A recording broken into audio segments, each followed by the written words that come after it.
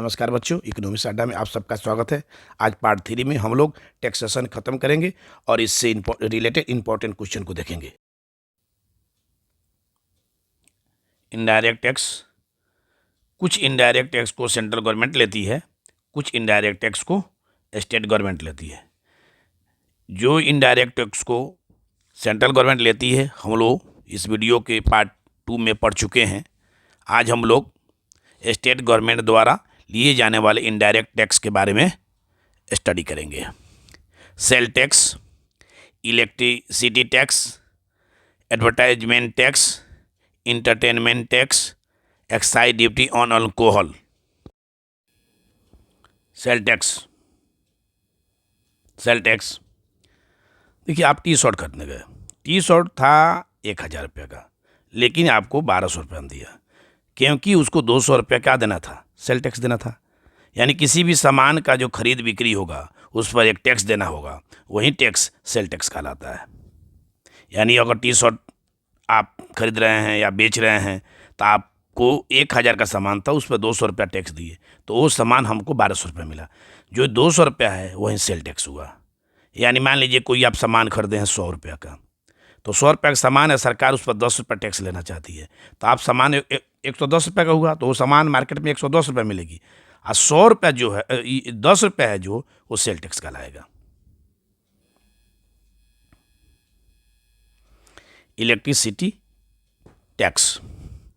देखिए, बिजली का उपयोग करने वाले उपभोक्ताओं के बिलों में प्रति यूनिट बिजली दर के अलावा, उसके अलावा जैसे मान लीजिए 1 यूनिट 6 रुपया का है तो 100 यूनिट 600 रुपया होगा।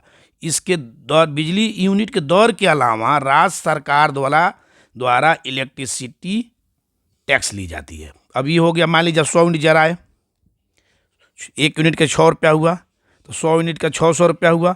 लेकिन इसके अलावा जो टैक्स लगेगा, वही 50 रुपया टैक्स लिया जा रहा है, वही टैक्स इलेक्ट्रिसिटी टैक्स कहलाता है।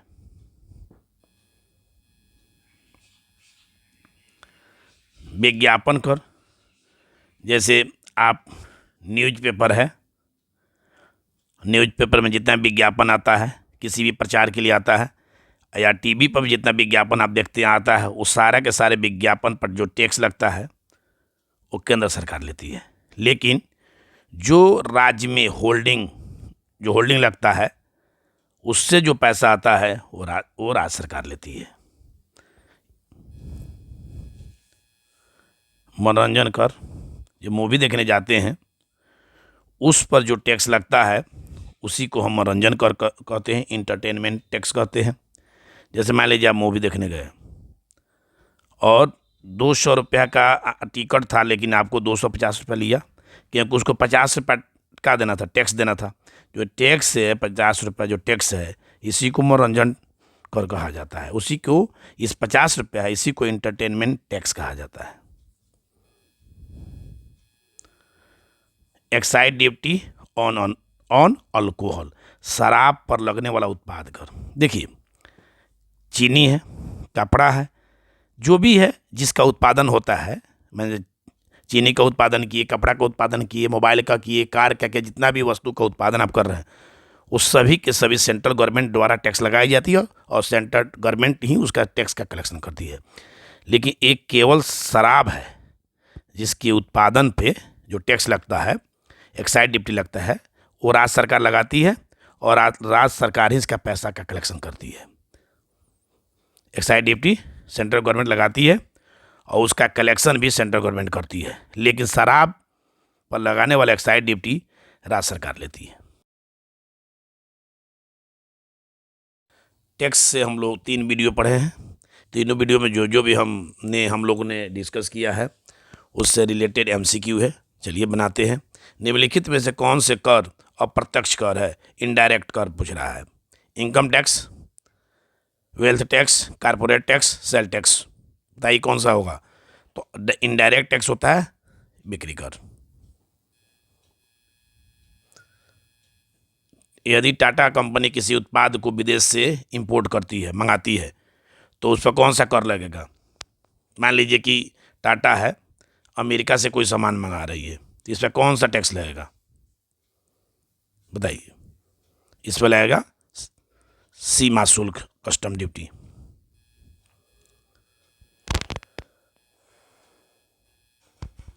तीसरा है, निम्नलिखित में से कौन सा कर केंद्र सरकार द्वारा नहीं लगाया जाता है। कृषि कर, ये तो राज्य सरकार द्वारा लगाया जाता है, यही आंसर होना चाहिए।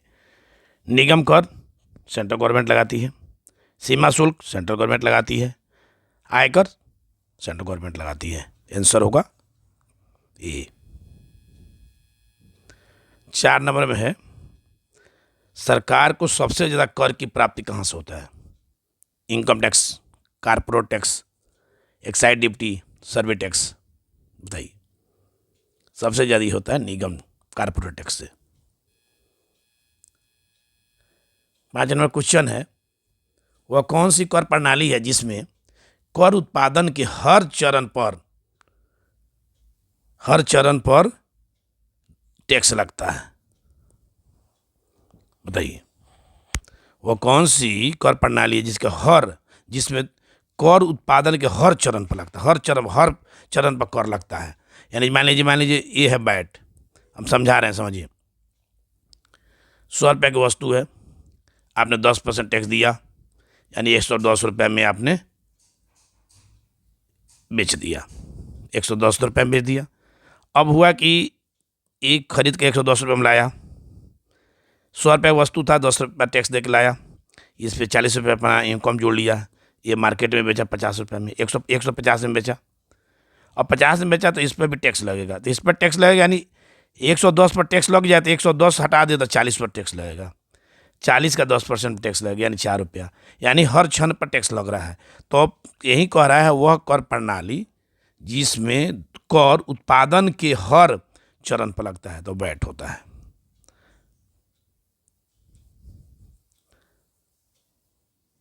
जैसे 100 रुपया का सामान है, 10% टैक्स दिए तो 110 रुपया हुआ, यहाँ दे दिए, बेच दिए आप।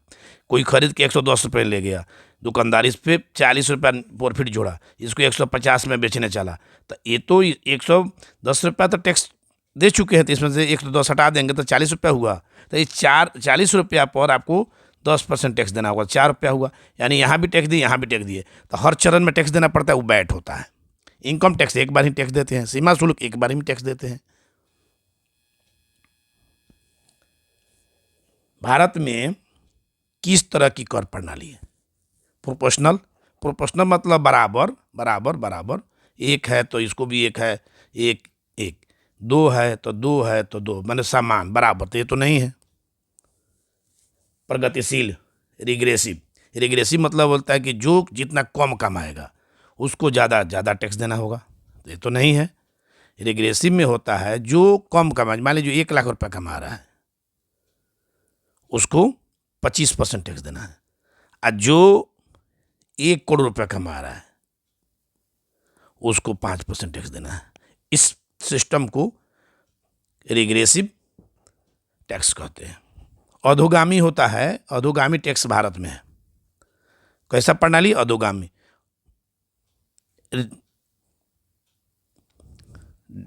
डिग्रेसिव है, डिग्रेसिव मतलब जी कर 5% है, 10% है, 15% है, 20% है, लास्ट 30, इसके बाद टैक्स बढ़ ही नहीं सकता है।